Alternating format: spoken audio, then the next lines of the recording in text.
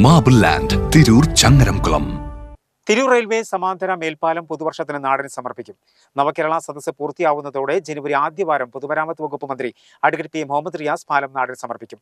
7 വർഷം മുമ്പാണ് റെയിൽവേ മേൽപ്പാലം 3 കോടി രൂപ ചെലവിൽ നിർമ്മാണം പൂർത്തിയാക്കിയത്.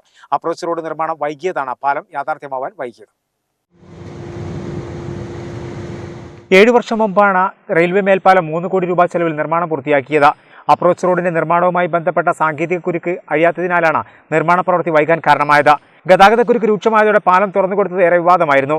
നവകേരള സദസ്സിൽ തിരൂരിലെത്തിയ മന്ത്രി പി മുഹമ്മദ് റിയാസിനോട് വിവിധ സംഘടനകൾ പാലം തുറന്നുകൊടുക്കാത്തതിന് ആശങ്ക പങ്കുവച്ചിരുന്നു. തുടർന്നാണ് പാലത്തിന്റെ നവീകരണ പ്രവൃത്തികൾ അടിയന്തരമായി പൂർത്തിയാക്കുന്നത്.